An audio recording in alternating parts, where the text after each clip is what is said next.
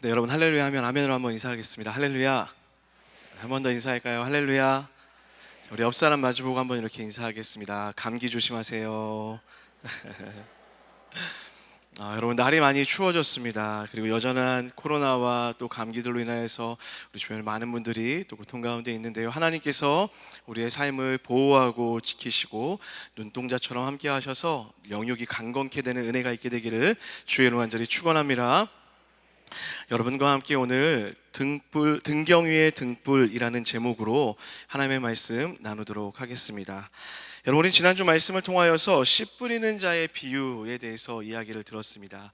그리고 오늘 예수님께서는 또 하나의 아주 유명한 비유인 등불에 대한 비유를 이야기해 주고 있으십니다. 우리 다 같이 16절 말씀을 한 목소리로 읽도록 하겠습니다. 16절입니다. 시작. 누구든지 등불을 켜서 그릇으로 덮거나 평상 아래에 두지 아니하고 등경 위에 두나니 이는 들어가는 자들로 그 빛을 보게 하려 함이라. 아멘. 예수님께서 지금 너무 당연한 이야기를 하고 계시죠. 여러분, 등불을 켜는 이유가 무엇입니까? 빛이 필요하기 때문입니다. 그래서 16절 하반부에서는 또한 이렇게 이야기합니다. 이는 들어가는 자들로 그 빛을 보게 하려 함이라. 다시 말해 빛이 필요했고 그 빛을 볼 수 있도록 등불을 켜놓았다라는 것입니다. 그리고 그 빛을 덮거나 숨겨둘 이유가 전혀 없다라는 그런 의미인 것입니다. 사랑하는 여러분, 그 빛, 예수님이 얘기하는 그 빛은 누구를 말하는 걸까요? 바로 예수 그리스도를 이야기하고 있습니다. 그래서 예수님은 이렇게 말씀하십니다. 우리 17절 말씀을요, 화면을 보시며 현대인의 성경으로 다 같이 한번 읽도록 하겠습니다. 시작. 감추어진 것은 나타나기 마련이고 비밀은 알려지고 드러나기 마련이다. 아멘. 본문에 쓰여진 이 드러낸다, 나타난다 라는 단어는 파네노스라고 하는 헬라어 원어인데요, 아무리 감추려 해도 숨기려 해도 반드시 나타나게 되어 있다라는 그런 의미입니다. 무엇이요? 누가요? 바로 빛이 되신 예수 그리스도는 나타날 수밖에 없다라는 그런 의미라는 것입니다. 여러분, 예수님은 누가복음 8장을 시작하시면서 우리에게 하나님의 나라, 그 복음을 선포하였다라는 이야기로 오늘 누가복음 8장을 시작하셨습니다. 그리고 오늘 등불의 비유를 통하여서 여러분과 저에게 이렇게 말씀하시는 것입니다. 예수님께서 등불을 꺼내 불을 밝히는 주인처럼 이 세상에 오셔서 하나님의 나라를 밝히 보일 것이다 라고 선포하고 선언하는 것입니다. 여러분, 믿으십니까? 사랑하는 여러분, 예수님이라는 빛은 절대로 가려질 수도 없고 숨길 수도 없으며 반드시 드러나게 되어 있습니다. 할렐루야. 그 빛을 통해 하나님은 우리에게 하나님의 나라에 대해서 보여주실 것이고 가르쳐 주실 것입니다. 자, 그런데 여러분, 성경은 이 예수님이라는 빛이 드러나는 통로가 있다라고 또한 우리에게 이야기하고 있습니다. 우리 마태복음 5장 16절 말씀도 한 목소리로 같이 읽도록 하겠습니다. 시작. 이같이 너희 빛이 사람 앞에 비치게 하여 그들로 너희 착한 행실을 보고 하늘에 계신 너희 아버지께 영광을 돌리게 하라. 아멘. 마태복음 5장은 누가복음과 동일한 비유를, 등불의 비유를 이야기하면서 그 빛을 드러내는 통로에 대한 이야기를 하나 더 하는데요, 그 빛을 비추이는 것이 바로 우리의 착한 행실을 통해 드러난다라고 이렇게 이야기합니다. 다시 말해, 하나님의 빛은 하나님의 자녀들, 구원받은 주의 자녀들, 구원받은 주의 백성의 공동체를 통하여서 세상 가운데 드러나게 되어 있다라고 이렇게 이야기하는 겁니다. 사랑하는 여러분, 그래서 하나님은 우리를 향하여서 세상의 빛과 소금이다 라고 이렇게 말씀하시는 것입니다. 예수님의 빛을 드러내는 빛의 통로다라고 우리에게 축복하시는 것입니다. 여러분, 질문 드려보겠습니다. 사랑하는 여러분, 여러분은 여러분의 삶에서 하나님의 빛을 드러내는 통로가 되어 살아가고 계십니까? 여러분은 세상과 가정, 직장과 수많은 관계 가운데서 하나님의 빛이 되어서 하나님의 통로로 살아가는 그런 은혜를 경험하며 살고 계십니까? 얼마 전에 제가 개척하는 교회 예배당 안에 필요한 물건들을 큰 값을 주고 좀 사는 시간이 있었습니다. 사장님에게 이렇게 계약금을 주고 나머지 잔금은 마지막에 물건이 들어오면 잔액을 치르겠다라고 이렇게 계약을 하고 이렇게 전화를 이렇게 끊으려고 하고 있었습니다. 근데 사장님께서 저에게 전화를 끊기 전에 갑자기 이렇게 이야기하는 거예요. 목사님, 약속 꼭 지키셔야 됩니다. 나중에 다른 말 하시면 안 됩니다 라고 이렇게 얘기하는 거예요. 그래서 제가 사장님 걱정하지 마세요, 잘 알겠습니다 웃으면서 이렇게 이야기하고 전화를 끊으려고 했어요. 근데 갑자기 사장님이 또 그러는 거예요. 목사님, 정말 약속 꼭 지키셔야 됩니다. 나중에 더 깎아달라고 하면 안 됩니다 라고 이렇게 얘기하는 거예요. 그래서 제가 알겠어요 사장님, 걱정하지 마세요 라고 얘기하고 전화를 끊으려고 했어요. 그런데 이분이 마지막에 또 이러는 거예요. 목사님, 약속 정말 꼭 지키셔야 돼요. 나중에 더 달라고 하면 안 됩니다. 제가 그 얘기를 듣는데 여러분 화가 나는 거예요. 그래서 제가 감정을 꾹 누르고 이렇게 얘기했어요. 사장님, 제가 목사입니다. 약속을 꼭 지킬 거니까 걱정하지 마세요 라고 이렇게 이야기했는데 이분이 황당하듯이 웃으면서 이렇게 얘기하는 거예요. 목사님, 목사님이어서 말씀드리는 거예요. 제가 많은 목사님들과 계약해봐서 너무 잘 알아요 라고 이렇게 얘기하는 거예요. 여러분, 그날 제가 얼마나 창피하고 얼굴이 얼마나 빨개졌는지 모르겠습니다. 그리고는 사장님께 절대로 그렇게 하지 않겠다라고 약속을 신신당부를 하고 전화를 끊었던 기억이 납니다. 전화를 끊고 가만히 앉아 있는데 세상이 인식하고 있는, 세상이 생각하고 있는 목사에 대한 모습, 목사에 대한 상이 이렇구나라고 생각하니까 하나님 앞에 너무너무 부끄럽고 창피했던 기억이 납니다. 사랑하는 여러분, 목사만 그럴까요? 세상이 우리 그리스도인이라고 하는 사람들을 대하는 태도도 크게 다르지 않을 것이라 생각되어집니다. 세상은 우리를 향하여서 그리스도인, 교인, 성도, 신자라고 이렇게 이야기합니다. 이 의미 안에는요, 교회에 다니는 사람들이라는 의미도 있겠지만 그리스도인이라는 것은 하나님의 구원을 받은 자답게 하나님의 말씀을 따라 살아가는 자들이라는 의미가 내포되어 있습니다. 여러분, 예수를 믿는 믿음으로 산다라는 것은요, 예수의 가르침을 따라 살고 우리의 삶을 통하여서 예수라는 빛이 드러나는 삶을 살아야 하는 것을 의미합니다. 동의하시면 아멘 할까요? 그런데 여전히 우리는 교회에는 출석하고 있지만 예수라는 빛이 우리 삶 가운데 보여지지는 않는 것 같습니다. 우리는 교인이라고 불리어지지만 예수님의 모습이 우리 안에 나타나지 않을 때가 더 많은 것 같습니다. 우리는 매일 찬양을 부르고 기도도 하지만 일상에서 우리는 세상과 전혀 구별되지 않는 모습으로 그렇게 살아갈 때도 있습니다. 예수님의 빛을 보여야 하는 통로된 우리의 삶이 오히려 예수를 가리우고 있는 것입니다. 사랑하는 여러분, 저는 이 자리에 앉아있는 우리가 예수님을 가리우는 통로가 아니라 예수의 빛을 발하는 하나님의 축복의 통로가 되어 예수님의 빛으로 살아가는 은혜가 있게 되기를 주의 이름으로 간절히 축원합니다. 자, 그렇다면 우리는 어떻게 그런 삶을 살아갈 수 있을까요? 우리 다 같이 18절 말씀을 한 목소리로 읽도록 하겠습니다. 18절입니다. 시작. 그러므로 너희가 어떻게 들을까 스스로 삼가라. 누구든지 있는 자는 받겠고 없는 자는 그 있는 줄로 아는 것까지 빼앗기리라 하시니라. 아멘. 예수님께서 우리에게 명령하셨습니다. 어떻게 들을까 스스로 삼가라 라고 이야기합니다. 이 스스로 삼가다라는 것은요, 스스로 주의하라, 나를 점검해봐라 라는 것입니다. 무엇을요? 내가 지금 어떻게 듣고 있는지, 내가 무엇을 듣고 있는지를 점검하라 라고 이렇게 이야기하는 것입니다. 왜냐하면 우리가 듣는 그 태도에 따라서 가진 사람들은 더 갖게 될 것이고 가지지 못한 사람들은 가졌다 생각하는 그것까지도 빼앗기게 될 것이다 라고 예수님께서 이야기하는 거예요. 사랑하는 여러분, 성도가 하나님의 빛을 내며 살아가기 위해서는 잘 들어야 됩니다. 그냥 잘 듣는 것이 아니라 하나님의 뜻을 잘 들을 수 있어야 합니다. 그런데 문제는 잘 듣겠다라고 우리는 생각은 하지만 막상 우리가 하나님께 무엇을 잘 들어야 되는지 모르는 것 같습니다. 사랑하는 여러분, 잘 듣는다라는 것은 무엇을 의미하는 걸까요? 어떤 것이 잘 듣는 것을 의미하는 걸까요?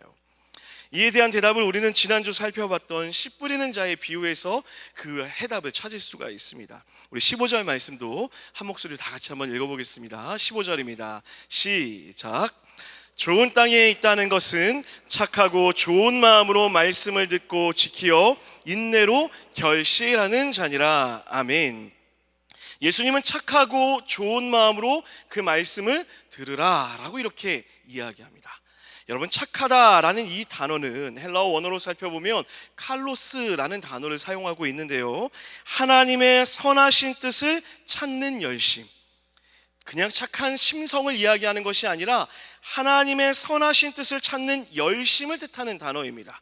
그리고 좋은 마음이라고 했을 때 이 아가도스라고 하는 이 단어는 하나님의 뜻을 따라가려고 할 때 방해하려고 하는 것을 제거하려는 노력이라는 것을 의미합니다. 다시 말해, 착하고 좋은 마음으로 하나님의 말씀을 듣는다라는 것은요, 하나님의 뜻을 찾기 위해 노력하는 것이고, 그것을 방해하는 것을 제거하며 하나님께 집중하는 것. 다시 한번 말씀드릴게요. 하나님의 말씀을 듣는 것은 하나님의 뜻을 찾기 위해 노력하는 것이고, 그것을 방해하는 것을 제거하며 하나님께 집중하는 것, 이것이 주님께 듣는 자의 태도라는 것입니다. 그러므로 사랑하는 여러분, 잘 듣기 위해서는 잘 묻는 것이 선행되어야 되는 것입니다. 예를 들면 이런 것입니다. 여러분, 여기 남편분들이 참 많이 계신데요, 우리 남편분들이 아내분들에게 참 많이 실수하는 것 중에 하나가 이것입니다. 아내분들이 남편에게 이런 얘기를 참 많이 하죠. 제발 내 얘기 좀 들어요, 내 말 좀 잘 귀 기울여 좀 들어주세요 라는 이런 이야기를 참 많이 듣고는 합니다. 저만 듣는 건가요? 가정에서 한 번씩은 다 들어보셨죠? 대부분의 이런 얘기를 참 많이 듣게 됩니다. 그러면 남편분들은 한결같이 이렇게 반응합니다. 알겠어, 어디 한번 얘기해봐, 내가 들어줄게 라고 이렇게 얘기해요. 그럼 그 얘기를 들으면 아내분이 화가 나서 또 이렇게 얘기해요. 됐어요, 뭘 얘기하긴 얘기해, 그만해요 라고 하고 그 자리를 떠나버려요. 남편들이 속이 뒤집어집니다. 아니, 얘기를 들어달라고 해서 얘기해봐, 내가 들어볼게 라고 했는데, 들어준다고 했는데 또 얘기를 안 한다고 하고 이렇게 가버리는 거예요.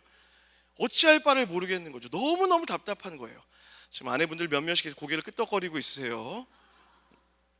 그런데 여러분, 여기서 남자분들이 놓치고 있는 여자분들의 속마음이 있어요. 내 얘기를 좀 들어주세요, 내 얘기에 귀를 기울여주세요 라고 하는 이 말의 속뜻은 무엇이냐면, 나에게 먼저 좀 물어봐 주세요, 나에게 관심을 좀 가져주세요 라고 하는 그런 이야기라는 거예요. 그런데 남자들은 그런 여자의 속마음은 전혀 알지도 못한 채 마치 크게 선심 쓰듯이, 무슨 대단한 것을 해주듯이, 그래 말해봐, 내가 들어줄게 라고 이렇게 이야기하는 거예요. 그러니 여자분들의 마음이 뒤집어질까요, 안 뒤집어질까요? 감사합니다. 오늘 집에 가서 우리 남성분들 꼭 이렇게 아내분들에게 물어봐 주시기를 부탁드리겠습니다. 여보, 오늘은 별일 없으셨어요? 힘든 건 없었고요? 저녁은 먹었어요? 라고 이렇게 물으시면 여러분의 아내가 이렇게 얘기할 거예요. 이 남자가 밖에서 이상한 걸 먹고 왔나? 무슨 문제가 있나? 사고를 쳤나? 이런 대답을 듣게 될 것입니다. 그런데 여러분, 이건 비단 가정에서만 있는 일이 아닙니다. 하나님과 우리의 관계에서도 동일한 일들이 일어납니다. 우리가 하나님한테 이렇게 이야기하죠. 하나님, 알겠습니다, 말씀해 보세요, 듣겠습니다, 어디 한번 이야기해 보세요 라고 그 자리에 그냥 머물러 있는 것입니다. 그리고는 어떠한 하나님의 음성도 들리지 않는다고, 하나님의 뜻도 알 수 없다고 이야기하며 하나님께 원망을 쏟아내고는 합니다. 사랑하는 여러분, 하나님의 뜻을 듣고 싶으시면 하나님의 뜻이 무엇인지 먼저 물을 수 있어야 합니다. 하나님의 뜻을 찾기 위한 선한 애씀과 노력이 우리 삶 가운데 선행되어야 된다라는 것입니다. 제가 지난 2년간 바이블 칼리지에서 요한계시록과 레위기 강의를 이렇게 진행했습니다. 성도님들이 평소에 말씀을 보는데 좀 어려워하는 과목이 무엇일까라고 이렇게 생각을 하다가 계시록과 레위기를 강의하게 되었습니다. 작년에 제가 요한계시록 강의를 하는데 수강생 중에 정말 깜짝 놀랄 만한 수강생이 들어오게 되었어요. 이 수강생 명단을 이렇게 받고 보는데 거기에 초등학생이 이렇게 들어와 있는 거예요. 제가 너무 놀랐어요. 이건 둘 중에 하나다. 엄마가 억지로 시켰거나 실수로 등록했거나 확인을 해야 되겠다 싶어서 제가 그 번호로 전화를 걸었어요. 근데 정말 그 초딩이 전화를 받는 거예요. 그리고 여러분, 그 초딩의 언어로 저에게 이렇게 얘기했어요. 제가 등록했습니다, 문제 있나요? 라고 이렇게 얘기하는 거예요. 제가 너무 당황했어요. 그 당돌함이 얼마나 놀랐는지 몰라요. 그리고는 알겠어 라고 이렇게 얘기하고 전화를 끊었습니다. 그런데 여러분, 이 아이가 얼마나 예쁜지 4주의 시간 동안 너무 열심히 강의를 듣는 거예요. 매 강의를 들을 때마다 질문들도 보내고, 물론 아주 요상한 질문도 보내기도 했습니다. 천사들의 이름을 다 가르쳐 주세요, 뭐 이런 얘기도 하고요. 뭐 별의별 질문을 다 보내긴 했어요. 근데 그 마음이 얼마나 귀하고 이뻤는지 몰라요. 그리고 요한계시록 과제가 2번의 요한계시록을 통독하는 거였어요. 근데 이 아이가 2번을 다 통독했어요. 얼마나 사랑스러운지 모르겠습니다. 강의가 다 마치고 나서 전체 수강생들에게 강의 소감을 좀 보내달라고 이렇게 문자를 보냈습니다. 이 녀석이 저에게 문자를 보냈습니다. 이렇게 보냈습니다. 하나님의 말씀을 알 수 있어서 행복했습니다. 끝. 이렇게 보냈어요. 여러분, 문자를 보고는 정말 한참을 웃었습니다. 그런데 여러분, 그 문자가 제 마음 가운데 굉장히 오랫동안 남아 있었어요. 그리고 제 마음에도 저에게 이렇게 물어봤습니다. 나는 하나님의 말씀을 아는 것을 행복으로 여기고 있는가? 나는 하나님의 말씀을 알아가는 것을 기쁨으로 여기고 있는가? 사랑하는 여러분, 이것이 성도의 고백이 되어야 될 줄 믿습니다. 하나님, 하나님의 말씀을 알 수 있어서 행복합니다. 하나님의 말씀을 알고 싶습니다. 하나님, 하나님의 말씀, 하나님의 뜻을 배워가는 기쁨이 있게 하여 주시옵소서. 이것이 성도의 기쁨의 고백이 될 줄 믿습니다. 사랑하는 여러분, 여러분은 하나님의 말씀을 아는 것에 대한 기쁨이 있으십니까? 우리는 정직하게, 안타깝게도 하나님의 말씀을 알고자 하는 기회가 있음에도 노력하며 살고 있지는 않습니다. 하나님의 말씀이 안 들리는 것이 아니라 하나님의 말씀이 있어도 묻지 않고 배우려 하지 않고 듣기 위해 노력하지 않는 것이 우리가 가진 진짜 문제라는 것입니다. 그러니 아무리 들으려 해도 하나님의 뜻을 알 수 없고 하나님의 뜻을 모르기 때문에 우리의 뜻대로 세상을 살아가게 되는 것입니다. 사랑하는 여러분, 여러분이 하나님의 말씀을 듣는데 방해하는 것이 무엇일까요? 사람들은 이렇게 이야기합니다. 목사님, 시간이 없습니다. 목사님, 너무 어렵습니다. 목사님, 몸이 너무 피곤해서 말씀을 보는 것이 힘듭니다 라고 이렇게 이야기해요. 그런데 너무나도 무섭게도 TV에 임영웅이 나오는 시간은 귀신같이 알아서 밥 먹는 시간까지도 제껴두고 그 앞에 둬서 임영웅을 보고 있다는 거예요. 내가 너무 좋아하는 드라마 시간이 되어지면 리모컨을 손에 꼭 쥐고 가족에게 뺏기지 않기 위해 그것을 꼭 붙잡고 있다는 거예요. 여러분, 저는 성도들 중에 말씀을 꼭 붙잡고 빼앗기지 않기 위해 노력하는 사람을 본 적이 없습니다. 하나님의 말씀을 보기 위해서 가장 귀한 시간을 내어드리는 성도들의 삶을 그렇게 많이 보지 못한 것 같아요.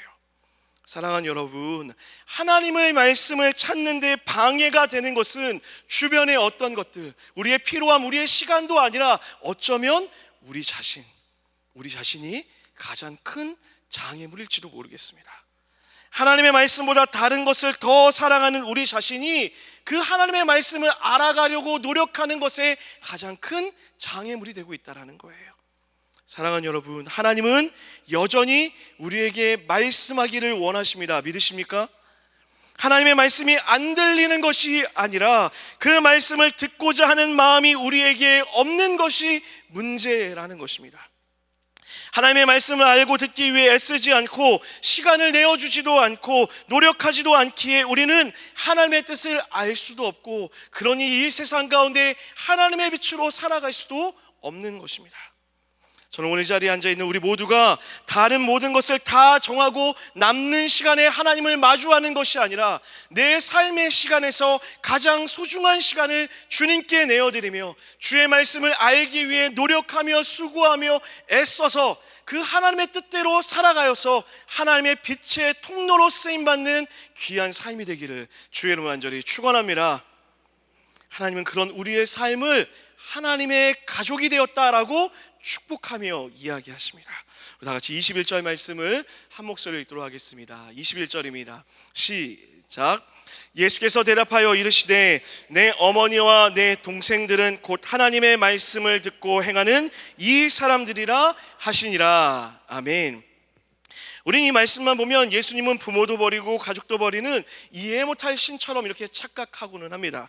하지만 우리가 앞에 등불의 비유를 이해했다면, 또 씨 뿌리는 자의 비유를 이해했다면 그런 의미가 아니라는 것을 충분히 이해할 수 있습니다. 예수님께서 이 말씀을 하실 때 한 가지 전제를 달았죠. 무엇입니까? 곧 하나님의 말씀을 듣고 행하는 사람들이라고 이야기합니다.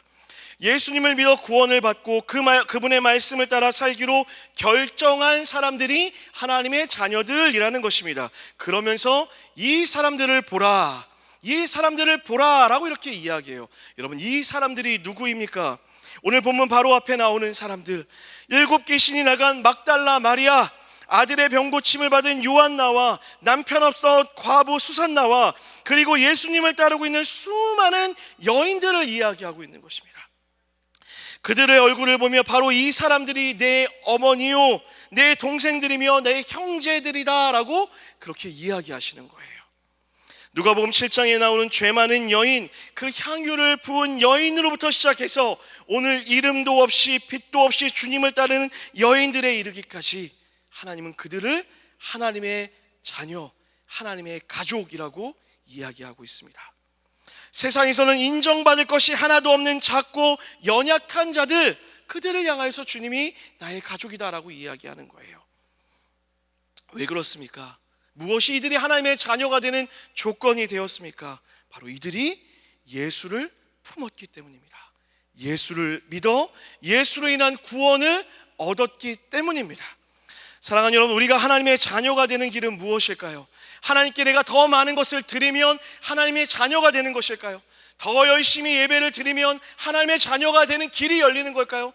더 많은 것을 드리고 더 많은 봉사를 하게 되면 하나님의 자녀가 되는 것일까요? 우리가 하나님의 자녀가 되는 길은 유일한 것, 이 한 가지밖에 없습니다. 영접하는 자, 곧 그 이름을 믿는 자들에게는 하나님의 자녀가 되는 권세를 주셨으니, 할렐루야. 하나님은 하나님을 믿는 자녀들을 자녀 삼아 주십니다. 그리고 자녀된 우리는 마땅히 하나님의 자녀답게 이 세상 가운데서 하나님의 자녀된 모습으로 주의 말씀을 듣고 물으며 행하며 살아갈 수 있어야 된다라는 것입니다. 구원받은 자로 새로운 신분에 걸맞게 새로운 옷을 입은 자답게 하나님의 말씀을 들으며 또한 하나님의 말씀을 궁금해하며 순종하며 믿음의 걸음을 걸어갈 때에 주님은 우리를 자녀 삼아 주시고 하나님의 나라에서 하나님의 빛을 발휘하는 주의 백성으로 우리를 사용하신다라는 것입니다. 사랑하는 여러분, 우리가 능력이 있어서, 우리가 힘이 있어서, 우리가 무엇을 가져서 하나님의 빛으로 살아가는 것이 아니라 예수를 소유했기 때문에, 그 예수를 믿는 믿음으로 살아갈 수 있기 때문에 그 믿음의 삶이 우리를 이 땅 가운데서 하나님의 축복의 통로로 살아가게 하는 것입니다. 저는 이 자리에 앉아있는 우리 모두가 이번 한 주 그 빛 대신 하나님을 따라 살아감으로 말미암아 하나님의 나라에서 하나님의 자녀됨의 축복을 누리며 살아가는 은혜가 있게 되기를 주의 이름으로 간절히 축원합니다. 말씀 마무리하도록 하겠습니다. 여러분 모두 아시다시피 제가 개척을 지금 준비하고 있습니다. 개척을 준비하는 지금 제가 행복할까요? 안 행복할까요? 왜 대답을 못하시죠 여러분? 힘들어 보이나요? 너무너무 행복합니다. 너무너무 감사하고요. 자격 없는 자에게 이런 은혜를 주신 하나님이 너무 크고 감사합니다. 그런데 여러분, 그 너무 행복하고 감사한 마음과는 별개로 개척을 준비하는 내내 마주해야 하는 불편한 사실이 하나 있었습니다. 그것이 무엇이냐면 세상은 교회를 원하지 않는다라는 것이었습니다. 교회가 되어 살아가고 교회를 세워가는 기쁨이 제 안에 있었습니다. 그런데 정작 제가 마주한 세상은요, 교회를 원하지 않는다라는 거였어요. 장소가 구해지기까지 5개월이 걸렸습니다. 이유를 처음엔 알지 못했습니다. 시간이 지나면 지날수록 선명하게 알게 되었어요. 우리 건물은 교회와 관련된 어떠한 계약도 받지 않겠습니다. 건물이 텅텅 비어 있어도요, 계약을 해주지 않아요. 건물을 사는 것 외에는 절대로 임대를 주지 않겠다라고 그렇게 이야기해요. 어렵게 5개월 만에 선택한 것도 아니라 남아있는 것, 허락해 주는 것을 계약하게 되었어요. 제가 2시에 계약서를 쓰러 갔는데요, 몇 시에 계약이 완료됐냐면 6시에 완료가 됐어요. 4시간 동안 계약서에 사인을 해줄까 말까 고민을 하다가 4시간 만에 사인을 받았습니다. 그리고 일어나는데 이 건물주가 한숨을 푹 쉬더라고요. 그리고 계약을 마치고 이렇게 나왔는데 제 마음이 참 어려웠어요. 시작부터 이게 무슨 마음일까? 세상이 원치 않는구나. 마음의 불편함이 가득했습니다. 건물을 계약하고 관리소장이라는 분을 찾아갔습니다. 인사를 드렸습니다. 환하게 맞아주시더라고요. 이런저런 이야기를 하고서 반갑게 인사를 나눴어요. 근데 관리소장이 저한테 이렇게 물어보더라고요. 근데 6층에는 무엇이 들어오는 거예요? 라고 이렇게 물으시길래 제가 웃으면서 저는 목사입니다. 교회가 들어올 거예요. 라고 이야기했더니 갑자기 정색을 하시는 거예요. 그러면서 혼잣말인데 모두가 들리는 혼잣말로 이렇게 얘기하는 거예요. 아유, 골 아프겠네. 그걸 제 앞에서 이야기하시더라고요. 그리고는 그 전까지 환하게 이야기하시던 분이 등을 돌려서 가버리셨어요. 계약했던 장소에 올라와서 기도하는데 마음이 정말 먹먹했습니다. 건물주도 주변의 사람들도 어느 누구도 교회를 원치 않는다는 그 이야기가 제 마음을 참 많이 어렵게 했어요. 하나님, 마음이 참 쉽지 않습니다. 하나님, 너무 어렵습니다. 하나님의 마음은 무엇입니까? 하나님의 뜻을 좀 가르쳐 주세요. 제가 무엇을 위해 기도해야 됩니까? 간절히 열심히 눈물로 기도했어요. 그렇게 기도하다가 하나님의 마음을 한 가지 발견했습니다. 인자가 온 것은 섬김을 받으려 함이 아니라 도리어 섬기려 하고 자기 목숨을 많은 사람의 대속물로 주려 하심이라. 인자가 온 것은 섬김을 받으려 함이 아니라 도리어 섬기려 하고 자기 목숨을 많은 사람의 대속물로 주려 하심이라. 예수님이 이 땅에 오셨던 이유는 그 모든 거절과 그 모든 불평과 그 모든 불평 속에서도 그들을 건져내기 위하여서, 그들을 구원하기 위하여서, 그들을 섬기기 위해 이 땅 가운데 오셨다는 것을 깨닫게 되었습니다. 그렇지, 교회가 이 땅 가운데 온 이유는 그들에게 섬김을 받기 위한 것이 아니라 믿음으로, 사랑으로 썩어지며 섬기기 위해 이곳에 온 것인지, 예수님처럼 우리가 그렇게 살아가야지 라는 그런 마음을 주셨습니다. 눈물로 기도하고 그때부터 아버지의 마음을 가지고 그들을 섬기기 시작했습니다. 매일매일 관리소장을 볼 때마다 환하게 웃었습니다. 제가 매일 저녁마다 2시간 정도 곳에 가서 기도하는데 갈 때마다 관리소장을 볼 때마다 웃으며 기도했고, 추석에는 조그만 선물을 들고 찾아가서 누구도 하지 않는데 선물을 드렸어요. 너무 황당한 듯이 저를 쳐다보더라고요. 그리고 웃으면서 그냥 드시라고요, 오다 주웠어요 라고 이렇게 이야기하고 드리기도 했습니다. 그리고 한 번은 청소를 하고 계시길래 커피를 사들고 와서 같이 커피를 마시면서 이런저런 얘기도 나눴습니다. 하나님에 대한 어떤 이야기도 나누지 않았어요. 그냥 사랑하기 시작했습니다.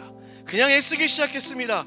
시간이 지나자 이 소장님이 저에게 먼저 인사하기 시작하는 거예요. 제가 저 멀리서 걸어오는데 저를 향해서 반갑게 인사하면서 뛰어오는 거예요. 목사님 하면서 뛰어오는데 제가 너무 당황했어요.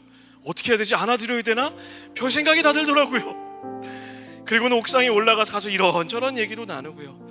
인테리어 공사하는데 문제가 생겼다고 연락을 드렸더니 화를 버럭 내시면서 목사님 걱정하지 마세요, 제가 해결할게요 라고 얘기하시는 거예요. 너무 당황했어요.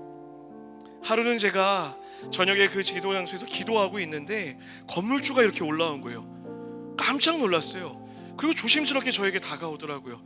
걱정이 되는 거예요. 이 사람이 무슨 말을 할까? 계약을 파기하는 건 아닐까? 공사가 이제 시작하려고 하는데 별의별 마음이 다 들었어요. 그런데 쭈삣쭈삣 제 앞에서 가지도 않고 이런저런 무슨 말을 하려고 하는데 말은 못하고 그러고 있는 거예요. 그래서 제가 이렇게 얘기했어요. 사장님, 무슨 말씀하실 거 있으세요? 얘기해보세요 라고 얘기했는데요, 갑자기 이분이 저한테 이렇게 하는 거예요. 목사님, 죄송합니다. 갑자기 또 걱정이 되는 거예요. 뭐지? 나가라는 걸까? 그 다음 말에 제가 눈물이 왈칵 쏟아지는 걸 꼭 참았습니다. 이렇게 얘기하는 거예요. 목사님, 죄송해요. 첫날 제가 목사님에게 너무 무례하게 굴었던 것 같아요. 제가 교회를 오해했던 것 같아요. 교회가 그런 곳이 아닌데 제가 많이 오해했어요. 목사님이 매일 나와서 기도하는 모습들, 그리고 사람들이 이야기하는 이음동산에 대한 이야기들, 그 이야기를 들을 때마다 제가 많이 오해했구나라고 생각했어요. 그리고 목사님 너무 죄송하다라고 꼭 말씀드리고 싶었어요 라고 이야기하는 거예요. 사랑하는 여러분, 이 건물주 첫 번째 예배 오기로 했을까요? 안 했을까요? 오기로 했습니다. 할렐루야. 하나님께 영광의 박수를 드리겠습니다. 관리소장님은 첫 예배 오기로 했을까요? 안 했을까요? 안 온대. 그것까지는 아직 못하시겠대요. 하지만 하나님께서 반드시 그 관리소장님도 교회에 오게 될 줄 믿습니다. 사랑하는 여러분, 이것은 저만의 일이 아닙니다. 하나님은 지금도 이 자리에 앉아있는 여러분과 제가 그렇게 세상의 빛으로 살아가기를 원하십니다. 할렐루야. 하나님을 가진 빛답게, 내가 빛이어서가 아닙니다. 내가 빛이어서가 아닙니다.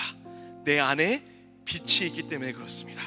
하나님이라는 예수라는 빛이 있기 때문에 세상의 어떤 것도 우리를 가리울 수 없습니다. 할렐루야. 세상의 어떤 것도 우리를 숨기울 수 없습니다. 할렐루야. 그런 우리가 이 땅 가운데 하나님의 나라를 전하는, 하나님의 나라를 드러내는 축복의 통로로, 은혜의 통로로 살아가는 것입니다. 하나님이 우리를 그렇게 부르셨습니다. 저는 이 자리에 앉아있는 우리 모두가 하나님의 빛으로 하나님의 나라를 밝히 드리우는 그 하나님의 빛으로 살아가는 은혜의 삶이 되기를 주의 이름으로 간절히 축원합니다. 우리 그 마음 담아 함께 찬양하며 기도하며 나아가겠습니다. 이 시간에 찬양할 때 부르신 곳에서 함께 찬양하며 나아가겠습니다. 따스한 성령님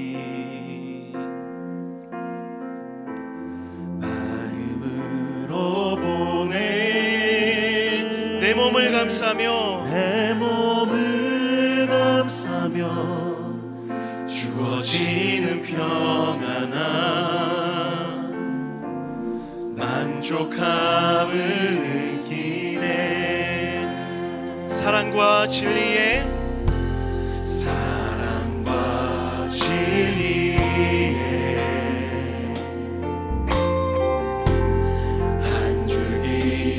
보내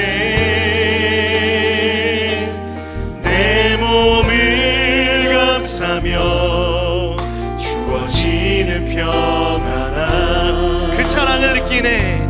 그 사랑을 느끼네. 부르신 그곳에서 나는 예배하네. 어떤 상황 가운데서도 나는 예배하네. 부르신 곳에서 나는 예배하네. 어떤 상황에도 나는 예배하네. 우리 한 번 더 찬양하겠습니다. 따스한 성령님, 따스한 성령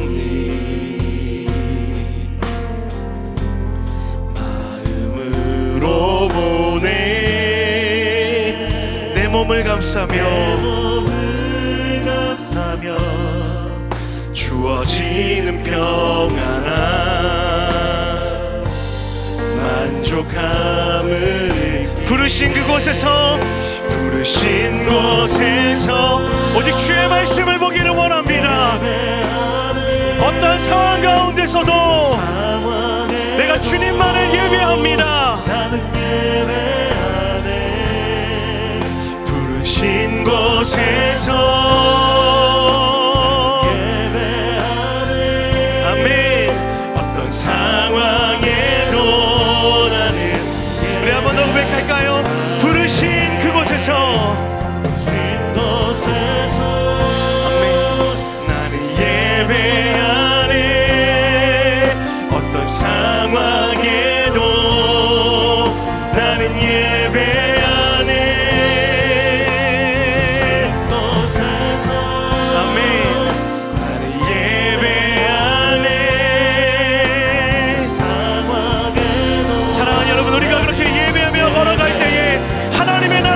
줄 믿습니다. 내가 걸어갈 때 길이 되고 살아갈 때 삶이 되는 그곳에서 예배하네. 내가 걸어갈 때 길이 되고 살아갈 때 삶이 되는 그곳에서 예배 부르신 곳에서 예배하네. 어떤 상황